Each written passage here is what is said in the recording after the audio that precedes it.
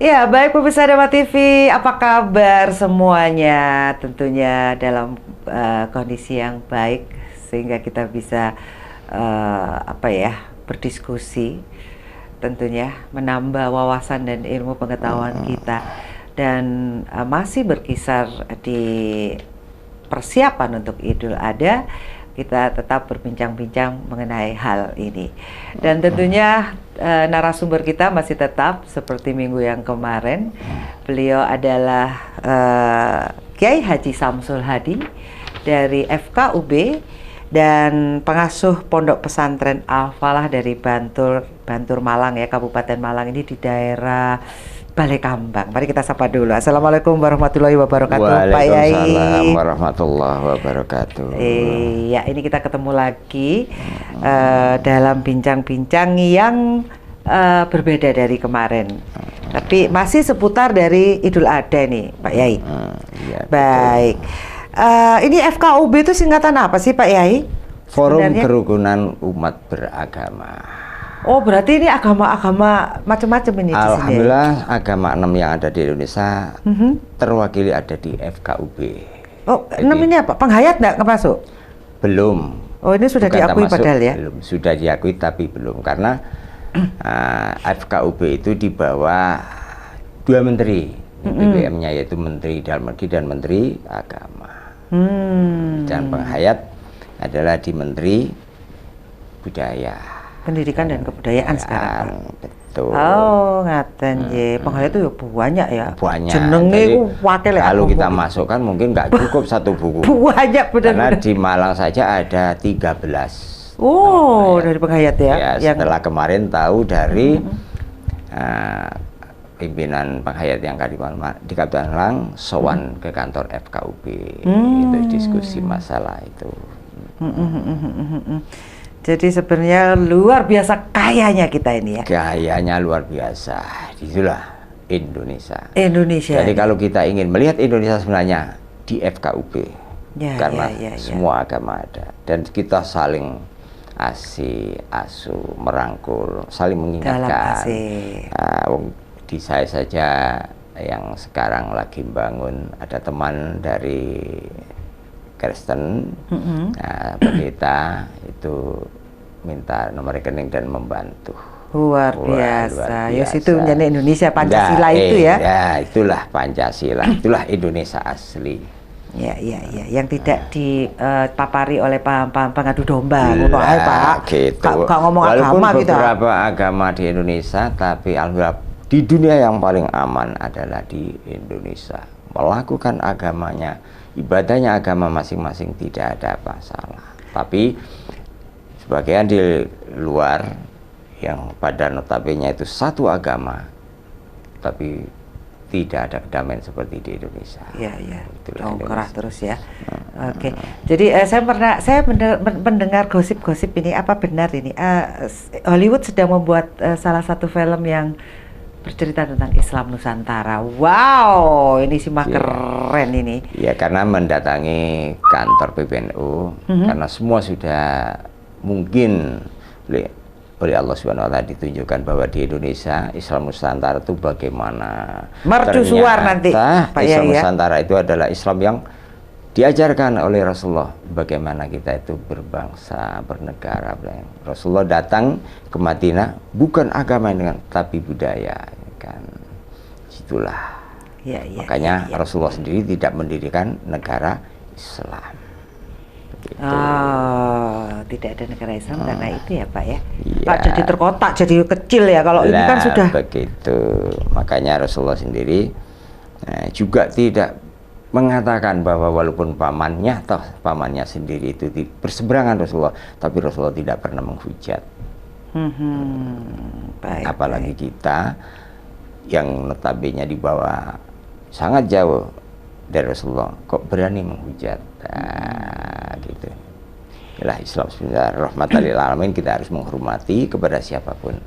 walaupun berbeda. Walaupun berbeda, karena dengan perbedaan itulah indah. Betul. Di situ saling asah ya, Pak? Saling asah. Karena seandainya saya tidak berbeda dengan istri saya pun tidak akan indah. Benar. Asahan itu kadang-kadang sakit, tapi di situ tumbuh ya, menjadi dewasa ya. Lah, begitu. Lebih baik ya, Pak ya. Luar biasa, FKUB. Saya juga pernah ngobrol bahwa FKUB itu pertama kali juga di Malang dulu berdirinya. Jadi FKUB itu memang luar biasa. Jadi cara penyampaian seperti kemarin, sosialisasi BBM, peraturan bersama menteri kepada lintas agama. Jadi untuk menjaga kerukunan di kehidupan berbangsa dan bernegara dengan berlandaskan Pancasila. Keren itu sih.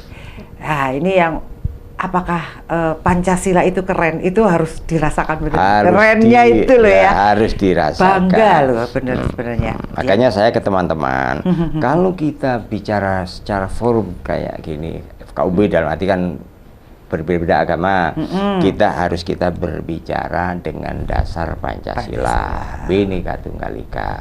Jangan bawa akidah, pasti tidak akan sambung. Karena keyakinan kita berbeda-berbeda. Tapi kalau sudah sosial bahas gini, kita harus mengedepankan yaitu persatuan dan kesatuan. Makanya yang beda jangan dipaksakan sama, yang sama jangan dibeda-bedakan. Ya. Baik. Betapa indahnya perbedaan itu menjadikan kita lebih kaya dan bisa mengakui bahwa itu adalah karunia tentang kreativitas suatu bangsa. Ini keren banget Indonesia. Saya aja bangga, saya selalu bangga jadi orang Indonesia dan lahir di sini loh. Pak Yai, luar biasa.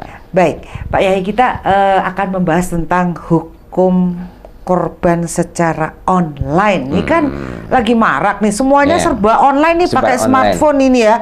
Belanja nggak usah kemana-mana, macet. Saya tinggal transfer, sudah dikirim, atau saya mau ngirim ke siapa gitu, tinggal saya tinggal pakai smartphone saya ini, Pak. Nah, sebelum masuk ke situ nih, Pak Yai, pengertian kurban dan waktu pelaksanaannya nih, mohon diberikan pengertiannya nih. Ya, pengertian kurban, insya Allah sudah kita bahas. Untuk pelaksanaannya kurban yaitu tanggal 10 bulan Dzulhijjah sampai tanggal 13, dalam arti ada 4 hari waktu untuk berkurban, penyembelihan dalam arti 10, 11, 12 dan 13. Ya, 10, 11, 12 dan 13 atau yang lebih anukan dinamakan hari Tasyrik kalau di bahasa kita gitu. Hari Tasyrik ya, Pak. Ini saya baru tahu loh kalau 4 hari. 4 hari tadi dimulai tanggal 10 yaitu sholat Idul Adha. Setelah itulah penyembelihan, itu namanya penyembelihan hewan kurban. Setelah Idul Adha baru terjadi penyembelihannya. Ya, kalau sebelumnya itu mungkin ya arisan itu, alhamdulillah itu. Kok ya baru ngeh gitu ya. Pokoknya Idul Adha, yo Idul Adha gitu. Coba yo nyumbang. Mau elok untuk daging gitu. Kayaknya masyarakat seperti itu pada umumnya, seperti saya. Moga-moga enggak nih pemirsa ya. Nah, berarti kenapa kok ada 4 hari ini, Pak? Ngapain aja ini, Pak, sebenarnya? Kalau di kita kan enggak sampai Tasyrik. Jadi kalau di Timur Tengah kan korbannya kan enggak sedikit, sampai ribuan. Bahkan kalau orang haji umpamanya, orang haji itu berapa? Taruhlah ratusan toh. Lah itu umpama 2 juta, 2 juta umpamanya. Itu kan di sana satu orang kan satu kambing. Kalau 1 hari apa selesai? Iya. Lah sedangkan syarat penyembelihan kurban itu harus manual. Sembelih. Wah, ya kalau kita kalau pakai mesin kan walaupun 1 juta, 1 jam kan masuk kan gitu. Kok nggak boleh, kenapa, Pak? Ya, kalau diperbolehkan pakai mesin berarti kan penyiksaan. Salawis itu disembelih itu memang sudah istilah sakit, itu malah beli pakai mesin. Kan langsung des loh, langsung des. Iya. Itulah tatanan syariat bagaimana. Tapi nanti penyembelih nggak hidup, Pak, kan ada itu perekonomiannya harus berputar. Ya, mungkin ada itu juga ya. Baik, jadi itu ya 4 hari itu ya waktunya ya? Ya, itu waktu penyembelihan hewan kurban. Jadi 4 hari itu waktunya. Jadi kalau misalnya tanggal 12 sudah selesai, ya nggak apa-apa? Nggak apa-apa. Oh. Makanya kadang-kadang kan pas tepat Idul Adha hari Jumat. Nah, kalau hewannya banyak, kan nggak selesai. Sore gitu ya? Nah, makanya kalau itu harus 1 hari, berarti kan ada pemaksaan kita. Kudu mari, kudu piye kan. Pembantaian ini namanya. Nah, makanya enggak selesai sekarang, kan masih tengah besok. Dan karena apa? Enggak cukup hanya penyembelihan saja. Yang paling utama pendistribusian. Itu ya Nah, makanya lah nanti kalau cukup dibeli 1 hari itu, wah karena dia adalah gue balik dia ke kulkas. Kan gitu. Yang paling kalau di desa itu pendistribusian. Makanya di tempat saya kadang mamanya nyembelih pagi gitu. Ya. Biasanya pagi memang ya? Iya, setelah sholat kan itu sembelih. Kadang sampai duhur itu belum selesai nyembelihnya. Apalagi pendistribusian. Sedangkan rumah kan jauh-jauh. Kalau di desa jauh-jauh ya? Jauh-jauh. Nah, akhirnya kan, lah itulah. Berarti Allah itu lebih tahu. Kalau umpamanya mek sedino lah gak cukup kan gitu. Berarti nanti besoknya diteruskan besoknya. Tapi dikasih waktu mulai dari penyembelihan dalam arti itulah tanggal 10 sampai 13, 4 hari insya Allah sudah cukup waktunya. Nah, gitu. Oke. Oh, jadi gini, disembelih sekarang, didistribusikan sekarang. Yang besok disembelih pagi, besok didistribusikan gitu ya Pak ya? Gak nginep gitu loh ya istilahnya? Iya, kalau nginep kan berbau. Daging ya? Iya. Ya masa mau kalau disembelih panitia harus menyiapkan pendingin ya. Iya, itu anu lagi ya. Apalagi kalau yang 2 juta itu tadi. Baik, Pesan Damai TV, kita lanjutkan pembicaraan, jangan kemana-mana.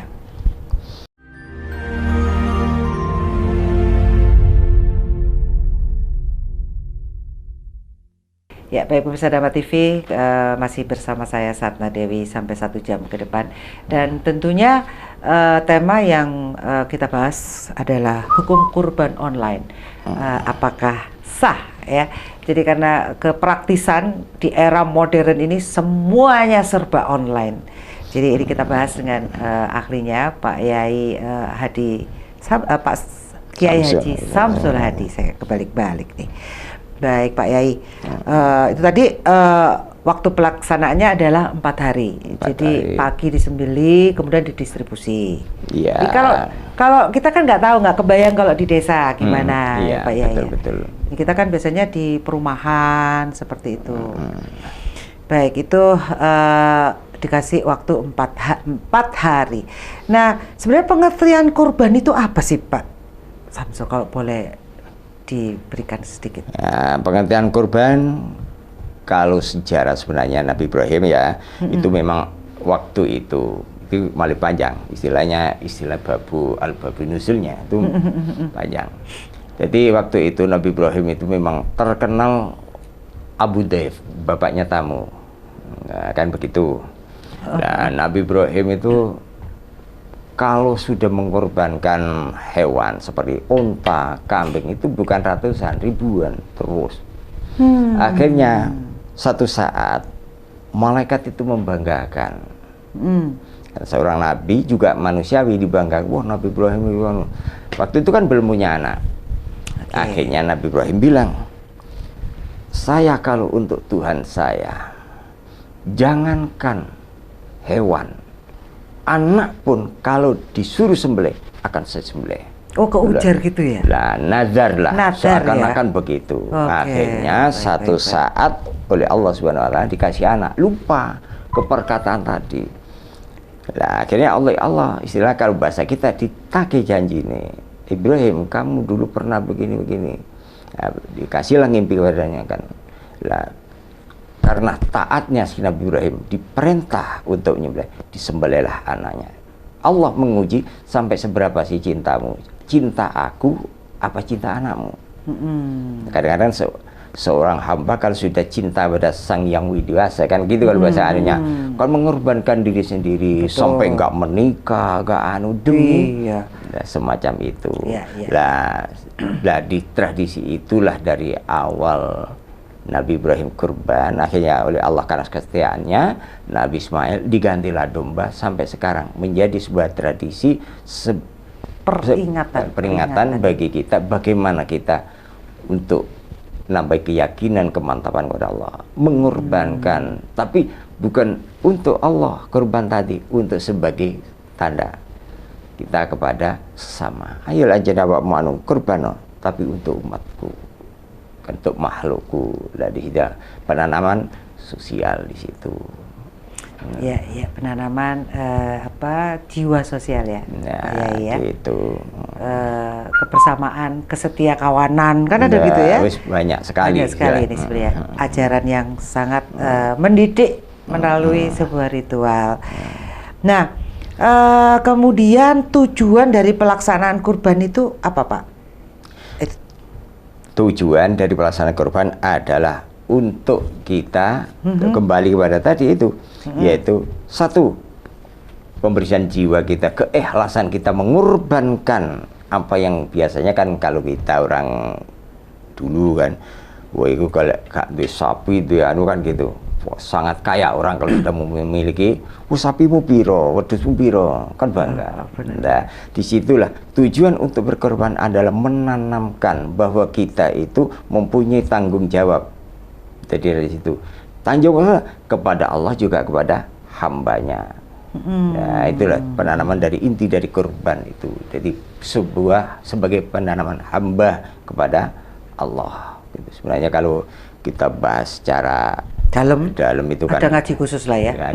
Pengajian saya khusus. Kurang enak lah. Enggak apa-apa, Pak. Jadi melatih untuk ikhlas ya. Kadang-kadang orang tuh kalau udah punya harta banyak gitu, sapine akeh mungkin wedhusnya akeh bangga nang dindi. Bisa bagi-bagi bangga gitu. Itu untuk supaya itu disadarkan kembali ya. Makanya kita harus menjadi manusia yang bersosial tinggi. Ya, jadi bisa mengingat saudara-saudara kita yang lain yang kekurangan. Nah, hukum kurban ini kan ada wajib bagi yang mampu, ada sunnah muakkadah. Itu maksudnya apa ini, Pak Yai? Kurban itu hukumnya sunnah muakkad itu sunnah yang dikuatkan bagi orang yang mampu. Jadi sunnah tapi yang diharuskan. Sunnah tapi harus, berarti wajib dong. Nah, begitu istilah bagi yang mampu itu wajib. Coba kalau dikatakan wajib kan semua jadinya. Nanti kan kalau sudah wajib berarti nggak pandang kaya, nggak pandang miskin. Jadi bagi orang yang kaya sunnah muakkad yang dikuatkan dalam arti sama dengan wajib bagi yang kaya untuk berkorban. Gitu. Oke. Nah, sekarang kita masuk nih, bagaimana hukumnya kurban secara online? Hukumnya kurban secara online di agama kita diperbolehkan, disunahkan itu dalam kitab Al-Mughni yang ditulis oleh Ibnu Qudamah. Tadi gue dijelaskan. Emang zaman dulu ada, Pak, online, Pak? Makanya itu hebatnya ulama dulu. Kalau dulu kan bukan online namanya. Namanya kan apa? Kita kan pesan. Nitip lah bahasanya. Sekarang kayak di online ya? Bahasanya bahasa online. Nah, semacam itu. Kalau dulu kan titip, istilah aku tolong belikan kambing, ini uangnya nanti kamu taruh di masjid sana. Ya, gitu ya. Oh, itu online juga namanya ya. Online kan. Benar. Kalau di bahasa sekarang kan online. Kalau dulu kan kita pesan kepada siapa, tolong ya aku tukar niki kok dalan nggih kono. Lah kan semacam itu. Makanya diperbolehkan. Nah, itu malah dari hadisnya Rasulullah yang dalam kitab Al-Mughni Ibnu Qudamah memperbolehkan sistem itu. Karena apa? Kurban ini termasuk ibadah muamalah yang di situ boleh diperwakilkan. Jadi tidak semua kita bisa melaksanakan. Umpamanya ibu seorang sibuk, lah kan nggak mungkin ibu itu ngoyong-ngoyong kambing sampai menyembelihnya, kan sampai terus membaginya, pasti diperwakilkan kepada siapa yang dipercaya. Kan diantaranya gitu. Lah kalau kita semua istilah membeli sendiri, terus kita sembelih sendiri, kita bagi sendiri, kan jelas nggak mungkin. Makanya dititipkan ke panitia, itu pun juga termasuk sebagai dari perwakilan. Nah, jadi inilah yang namanya ibadah muamalah. Seperti kurban boleh diperwakilkan. Yang penting online tadi harus tahu ya, kepada siapa kita online, terpercayakah, amanahkah ini. Karena takut ini domba digemukkan yang padahal usianya masih 1,5 tahun. Belum netepi syarat. Nah, sudah kita karena dilihatkan di HP, waduh ya gemuk ini ya, harganya sekian, ternyata usianya masih yang menjual tadi orangnya selalu butuh uang. Nah, ini dikhawatirkan. Makanya keuntungan online yaitu enak, lebih ringkas, simpel kita dahulukan, tapi untuk menjaga amanah ini yang lebih sulit. Diperbolehkan, online diperbolehkan, perwakilan. Jangan sampai ini nanti saya beli kambing, umpamanya saya mengorbankan ibu saya atas nama si fulan, umpamanya. Kan begitu. Itu sama kan kita mewakilkan. Diperbolehkan. Oke, diperbolehkan jadi pemirsa Dharma TV untuk bisa online. Ada nggak sih dalil yang menggambarkan kurban itu bisa dilakukan secara online, Pak? Ada, yaitu dalam kitab Al-Mughni yang ditulis oleh Ibnu Qudamah. Itu diperbolehkan. Nah, itu dari kitab Al-Mughni. Al-Mughni. Oh, Al-Mughni. Ya, yang ditulis oleh Ibnu Qudamah. Itu diperbolehkan. Jadi nanti pemirsa kalau ingin tahu, carilah di kitab Al-Mughni tentang bab kurban. Jadi di bahasa kita sudah menjadi bahasa online. Di situ. Jadi sudah ada itu dulu. Jadi sudah pernah dibahas. Jadi cukup berhati-hati ya. Nah, sebenarnya kelebihan dan kekurangan kurban secara online ini apa sih, Pak? Kelebihannya kita lebih mudah, kita tidak cukup dari rumah kita bisa, apalagi canggihnya teknologi, kita transfer pun lewat HP bisa, benar-benar smartphone pakai backing lah itu. Nah, itu kelebihannya. Tapi kekurangannya kita tidak tahu betulkah yang digambar tadi betul-betul kambing yang kita uangin. Itu kekurangannya. Sapi itu apa pun nanti sapinya tetangga, sedang dijual sapi kita sendiri. Sapi tetangga yang gemuk, sesuai apa? Harganya mahal. Oh, sapi tetangga dipotret gitu ya, dijual, tapi yang dijual punya kita gitu. Ya, kita bilang, ini loh sapi mau dijual sekian-sekian. Ya bisa aku nanti pesen, ini tolong nanti antar, ya seperti yang kita banyak ketahui. Oh, nanti ke panti sana, ternyata loh katanya harga sekian kok kurus. Nah, itulah akhirnya kan sudah saling melukai darah satu. Ini juga sudah membatalkan istilahnya akad jual beli. Disitulah kekurangannya kalau kita online. Kalau secara syar'i istilahnya kurban online diperbolehkan. Oke, jadi kelebihannya itu praktis sebenarnya. Dan kekurangannya sangat mudah, rentan untuk menipu. Sangat rentan untuk diselewengkan. Apa sih yang nggak diselewengkan di zaman sekarang? Ayo, sangat pikirannya manusia itu kadang-kadang gitu ya, Pak ya, Pak ya. Bu, bekerja yang benar, yang berkualitas, toh hasilnya dari kita nanam nanti juga kita akan tuai juga, gitu ya. Hasilnya juga enak juga, dimakan enak, sehat, sejahtera ya, damai. Tidur nyenyak, kan gitu. Ya, coba ini didengar ya para pedagang terutama untuk bisa memahami hal ini. Baik, kita akan break sejenak dan tentunya kita akan bahas sesuatu yang menarik di segmen berikutnya. Jangan kemana-mana.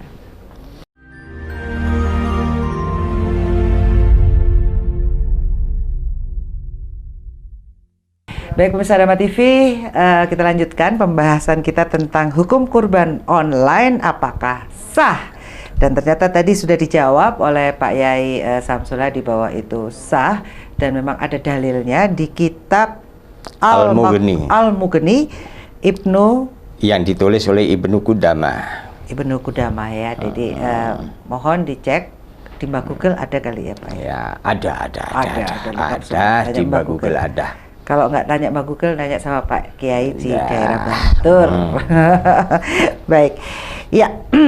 Kemudian tadi kelebihan dan kekurangan korban secara online bisa dimengerti ya pemirsa Dharma TV. Dan bagaimana dengan pendistribusian daging kurbannya ini Pak Yai?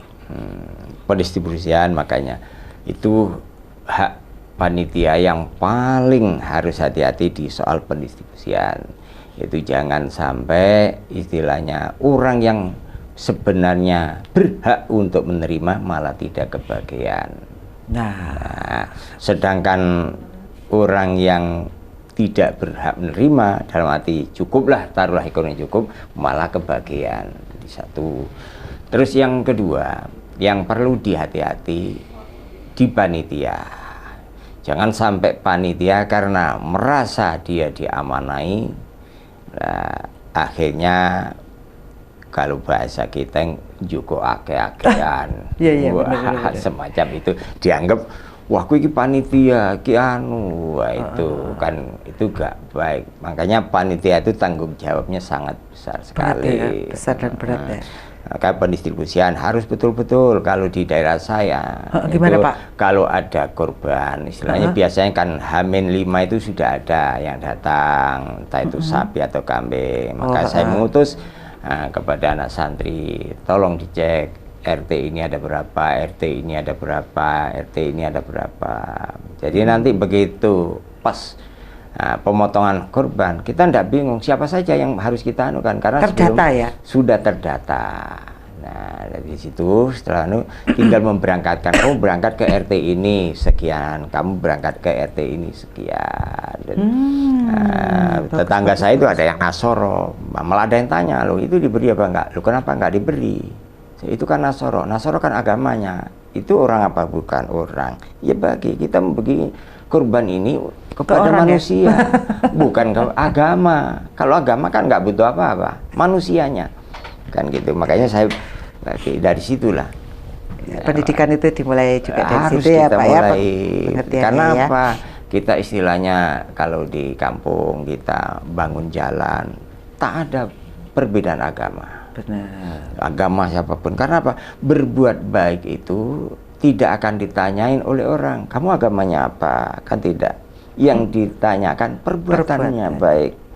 Betul. Jadi perbuatan baik siapapun tidak akan ditanya agama apa, orang mana, sukumu apa, tidak. Allah pun tidak mengajarkan itu. Berbuatlah baik. Pada siapa?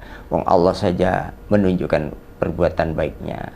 Contohnya Allah menciptakan anjing. Yang kasih hidup Allah, kasih minum Allah. Lah kok kita marah ciptaannya Allah saja tidak marah. Kalau Allah marah kan langsung dibunuh sendiri kan bisa. Nah, disitulah makanya Allah sampai bersifatan Rahman Rahim. Lah kita bagaimana bisa mengimplementasikan Rahman Rahim? Bukan dalam arti kita menyamai sifatnya Allah, tidak, kasih sayang. Dan disinilah kurban itu juga pelatih di situ. Jadi jangan sampai pendistribusian, oh iki koncoku, dulurku, iki podo muslime, pakai 2 kilo, ini muslim setengah kilo. Itu namanya nggak adil. Kalau memang setengah kilo semua wes perataan. Kak panitia nih, panitia untuk gak Pak? Ya panitia ya kebagian ya seperti yang bagian karena dapat juga kan? Iya kan nanti kalau nggak bagian kan nangis. Tapi kalau untuk lo yake, oh begitu ya manajemennya ya di tempatnya Pak Yai ya? Ya diatur semacam itu. Karena yang kurban itu sebenarnya kan ada sepertiga bagian untuk si berkorban. Maksudnya saya korban kan, saya berdapat sepertiga. Itu boleh. Oh gitu. Gitu. Nggak harus dikasih semua. Tidak. Berarti kalau di kompleks yang urunan itu boleh dong sepertiganya gitu kan Pak? Sepertiganya gitu ya. Tapi bagi yang korban, kalau nanti kambing 1 ada orang 6 sepertiga semua ya. Dan di korbannya sendi. Lah iya tadi, lu aku yang melo urun, aku yang sepertiga, satunya gitu sepertiga, ya entek habis wis. Nanti tinggal tulang belulang bagi wis. Ya wis gak apa-apa belum kan gitu. Iya tuh. Jadi yang saya senang di sini manajemennya dari Pak Yai sendiri yang mendata orang-orang yang membutuhkan ya. Iya membutuhkan. Itu sebelumnya harus didata. dari panitia ya. Kadang-kadang kan kalau di kelurahan itu Pak ono Pak sengkong kalingkong dulure wong bantuan lah, itu aja itu, kalau salah tidak, sasaran. Kalau tidak mampu menjadi panitia apa saja, ndak usahlah menjalankan sebagai panitia. Karena kata agama, jangan sampai kamu memberikan tugas atau hak kepada orang yang bukan ahlinya. Makanya saya tadi tanya soal kesehatan, bukan hak saya, itu adalah dokter kesehatan. Kalau saya pokoknya ketok lemus, oke kan gitu. Ya, sesuai dengan ininya ya. Nah, makanya kalau sekarang banyak istilahnya darah tinggi, stroke, ini ndak usah heran. Kalau nanti panitia korban kena darah tinggi, nggak usah heran lah, habis kan gitu. Semua dari perilaku ya, dari pikiran, niatnya juga semuanya ya Pak, yang harus dijaga benar. Ya ini, nah kan ada tuh pendistribusian yang berupa yang sudah dikalengkan Pak, yang saya lihat nih, ini online juga nih kayaknya nih. Ya, diperbolehkan. Makanya kalau tidak dikalengkan, otomatis seandainya dari sini kita kirim ke luar Jawa, yang di situ memang betul-betul keadaan kehidupannya pasti nggak akan nyampe ke sana. Makanya kalau sudah via online, dalam arti jauh, kita ya harus amanah betul. Ini baik yang mengirim atau yang dikirim. Jangan yang mengirim pun syukur-syukur nerima proposal ini, oh iya ternyata di sana panitianya juga menyalahgunakan. Oke. Nah, itu yang harus berhati-hati. Secara hukumnya boleh memang, tapi yang dikhawatirkan pelaksanaannya, manusianya. Kita nggak menyalahkan, tapi itu kan umpamanya atas nama si ini tokoh kan manusianya. Ya, makanya itulah. Ya, dari hulu ke hilir ini harus benar-benar. Tapi insya Allah yang sudah dibentuk baik oleh pemerintah, oleh ormas, dalam arti seperti Nahdlatul Ulama, Muhammadiyah, insya Allah amanah yang terus. Makanya harus yang sudah dibentuk sesuai struktural karena sudah dipilih. Jangan sampai kepada panitia abal-abal, dia mengatasnamakan jasa, buka jasa yang bisa menerima kontribusi dalam arti distribusi hewan kurban, umpamanya tolong kan gini ya. Nanti mau kirim, alasannya dikirim ke Timur Tengah, ke daerah konflik, ternyata di sana digunakan oleh satu kelompok yang di situ kepentingannya kelompok itu sendiri, pribadi juga. Kelompok yang intoleran kalau di Indonesia. Oh iya itu kan yang bahaya di situ. Benar. Benar, itu memang harus hati-hati ya Pak ya. Ya hati-hati, makanya kalau bisa ya yang sudah kita ketahui kebiasaannya, ya bukan promo, kalau memang daerah sini masih ada taruh ke pondok saya boleh. Oh cih, monggo. Alamatnya di mana dong Pak? Pak Yai. Ya, kalau ke tempat saya paling enak itu lewat Panjen ke selatan, nanti Sumber Manjing belok kiri. Pokok jalan arah Pantai Balikambang kalau lewat Panjen itu depan saya. Itu ada masjid besar, ada gapuranya PP Al-Falah gitu, sudah di situ. Itu banyak dari saudara-saudara Malang, kadang dari UB, kadang dari Polinima. Ya, kirim ke sana. Mungkin nanti ada nomor teleponnya yang bisa dihubungi ya, bisa, Pak Yai ya. Siap, bisa nanti tulis. Jadi pendistribusian itu harus benar-benar amanah ya. Amanah, itu semua tanggung jawab panitia. Harus hati-hati betul, makanya insya Allah semua panitia tahu kok ini siapa yang berhak, tidak sampai disalahgunakan, tapi manusia. Ya, jadi mungkin peringatan tahunan ini akan semakin banyak timbul panitia-panitia nih yang kita nggak tahu nih abal-abal apa enggak ini. Jadi nanti mungkin bisa monggo yang mau berkorban bisa ke tempat Pondok Pesantren Al-Falah ini, nanti akan kita sertakan di mana alamat dan nomor teleponnya. Baik, jangan kemana-mana, kita akan ketemu setelah satu ini.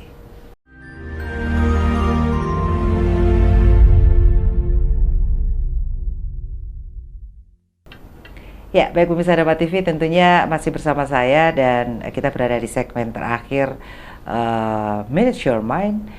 Tentunya masih dalam bahasan tentang hukum korban online. Apakah sah? Ya, tadi sudah dikatakan sah-sah saja gitu. Bahkan ada dalil yang menyertai untuk online. Saya tadi juga nanya nih sama Pak, ya emang zaman dulu sudah ada online. Ternyata perilaku titip itu sudah ada dari zaman dulu nih Pak Yai ya. Yes, jadi aku titip, nanti tolong ya kirim ke sana. Itu ternyata boleh-boleh saja. Nah, yang pertanyaannya sekarang nih, tips memilih media penyedia, ini media loh Pak ya, penyedia jasa kurban online yang terpercaya ini piye ini? Tipsnya gimana nih Pak Yai? Tipsnya, satu, kita pahami dia membuka jasa online, dia itu kita lihat latar belakangnya, dia paham nggak?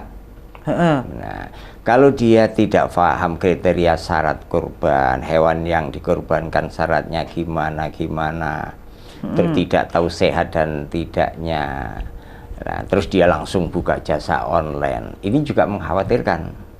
Nah, kalau yang menyediakan jasa online itu adalah si pemilik peternak, nah kita masih bisa ya gini. Kalau kadang-kadang kan yang sering buka jasa online, makelar ini ya? Makelar kan gitu. Benar. Akhirnya hanya kita tahu gambar kita ambil, ini suruh berapa, akhirnya kita lempar, kita unggah, kita upload. Wah ini gini.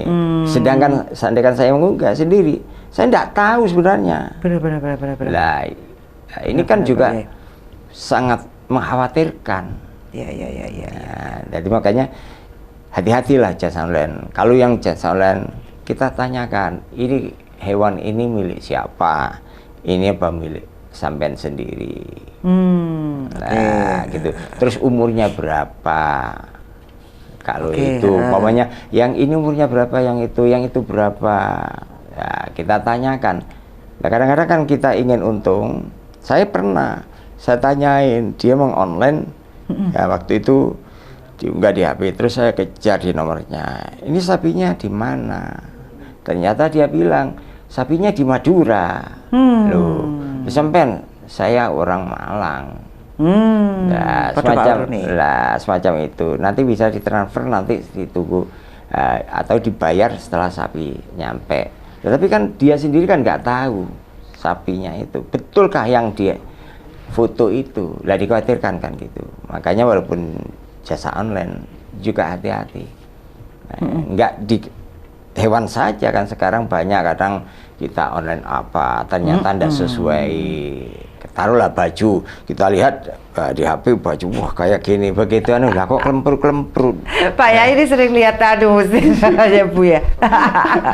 Iya, belinya apa, datangnya mungseret nih Pak. Lah, begitu. Lucu-lucu tuh. Di gambarnya gilap lah, kok ini burak.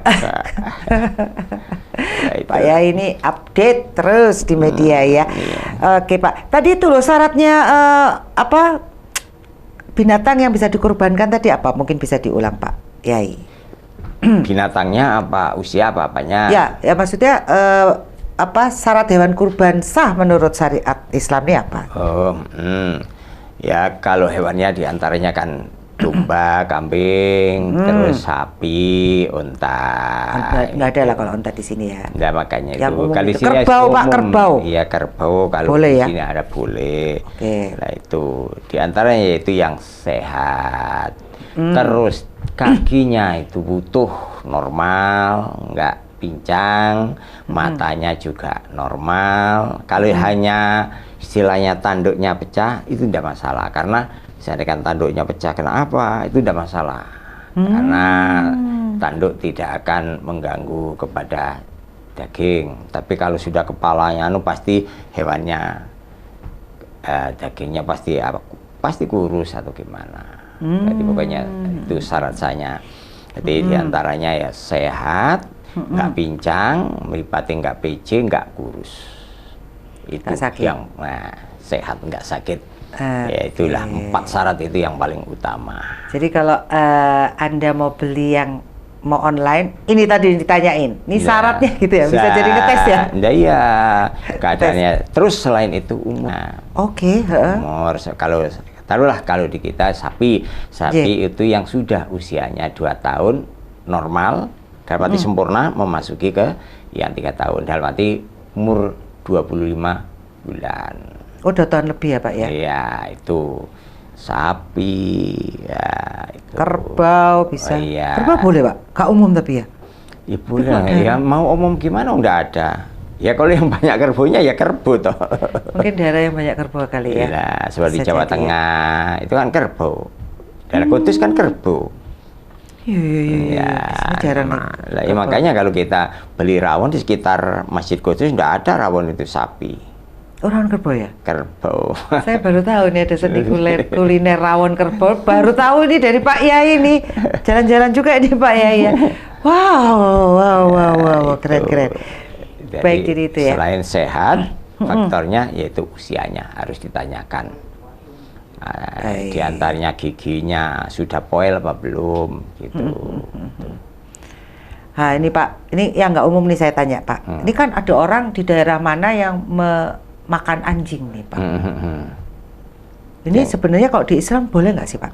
Kalau di Islam itu tidak boleh. Dan kategorinya apa ini kalau anjing itu? Nah, anjing itu istilahnya termasuk hewan yang haram, seperti kayak babi itu kan juga nggak boleh. Pasti itu ya, sudah pasti. Ya, jadi kedua binatang ini tidak boleh kan. Ternyata seperti babi sendiri, setelah diteliti secara detail, kenapa sih kok oleh agama Islam babi tidak boleh? Ternyata di situ ada bibit penyakit, yaitu yang sudah istilahnya bukan rahasia lagi, yaitu penyakit cacing pita.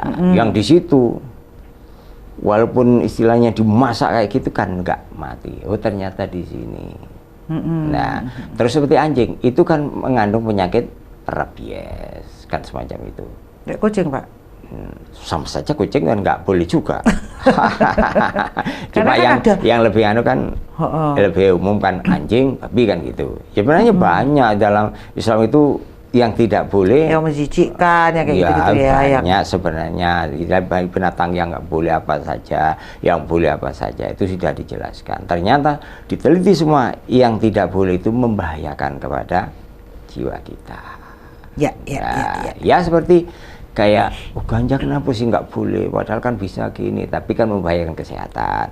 Jadi semua yang tidak boleh pasti membahayakan badan kita. Kesehatan ya. Kesehatan. Padahal intinya kan kita menjaga tubuh, keseimbangan jiwa raga ya. Nah, begitu. Jadi juga memasukkan makanan yang benar-benar berkualitas. Berkualitas. Ya, berkualitas dalam arti ya kalau kita halal haram, tapi kalau secara umum yaitu yang betul-betul sehat. Baik, jadi pemirsa Rema TV tentang hukum kurban online tuh boleh, tetapi ada kriteria tadi kalau disampaikan Pak Yai, kita harus benar-benar teliti dan cermat supaya niatan yang sudah baik itu tersampaikan, terdistribusikan dengan juga baik. Katanya. Jangan sampai salah sasaran. Yang jadi kornet tadi boleh ya Pak? Boleh. Kan ada gitu. Boleh. Itu sudah dibahas oleh Majelis Ulama Indonesia. Boleh. Oh boleh ya. Boleh. Tapi itu tetap penyembelihannya nggak boleh pakai mesin ya? Oh tetap penyembelihannya manual secara syar'i. Namanya penyembelihan secara syar'i itu yaitu tadi dengan manual. Karena kalau di tingkat kapitalisnya nih, saya bisa membuka online untuk itu. Misalnya nih ya, saya pabrik aja gitu, saya jadikan kornet dan kemudian saya distribusikan ke seluruh dunia misalnya. Itu sebenarnya nggak boleh ya? Kalau seperti itu ya? Nggak boleh. Jadi harus yang distribusikan itu disembelih secara syar'i. Karena hal sesuatu yang baik bila ditangani nggak baik akan nggak baik juga. Makanya betul hewannya sudah memenuhi standar syar'i, tapi penyembelihannya nggak secara syar'i juga, yang nggak diajarkan oleh agama kita, ya nggak baik juga. Jadi semua harus memenuhi syar'i begitu. Baik. Saya jadi rada-rada ngeh ini sebenarnya Pak. Dengan syar'i itu tadi sebenarnya membangkitkan perekonomian masyarakat, bukan menjadikan kapitalis sebenarnya. Ini kalau dipikir-pikir lagi ya Pak, sangat mungkin loh itu terjadi. Makanya itu kalau katanya kita ingin menyejahterakan masyarakat, sosial ekonomi masyarakat. Tapi kalau sistem itu semua dikuasai oleh kapitalis, mau apa kita? Semua rangkok mesin kan gitu, ini mesin gini mesin datur kita orang Jawa kan laopo kan. Jadi sebenarnya landasan dari agama Islam ini benar-benar landasannya jiwanya adalah sosial masyarakat. Ya sesuai dengan kan rahmatan lil alamin. Dia kata lil alamin itu harus paham betul, bukan rahmatan lil Islami, bukan lil alamin, alam semua. Jadi mulai manusianya, alamnya, apabila kita lakukan secara baik, menjaga flora, fauna, insya Allah, kan tidak ada musibah yang benar. Makanya musibah baik di daratan maupun di lautan itu disebabkan oleh manusia sendiri. Sepakat. Tidak bisa menjaga lingkungan. Ya, terima kasih. Matur nuwun Pak Kiai Haji Samsul Hadi dari pengasuh Pondok Pesantren Al-Falah di Bantur atas rawuhnya dan memberikan sebuah ilmu kepada kami semua, informasi yang sangat bermanfaat. Baik pemirsa Dhamma TV, tentunya kita semakin mendalami dari segala ritual-ritual di ibadah itu ternyata banyak sekali kaitan-kaitannya dan dilandasi oleh kehidupan masyarakat sosial kita. Luar biasa sekali jika kita bisa memahami dan memaknai ajaran-ajaran kebenaran kehidupan hidup bersama alam dan sekalian seluruh makhluk alam, menjadi rahmat bagi alam. Baik pemirsa Dhamma TV, terima kasih atas perhatian Anda. Saya Satna Dewi mengucapkan banyak terima kasih dan peserta kru Dhamma TV mengucapkan mohon maaf jika ada kekeliruan pada kesempatan kali ini. Kata akhir saya, semoga semua makhluk hidup berbahagia.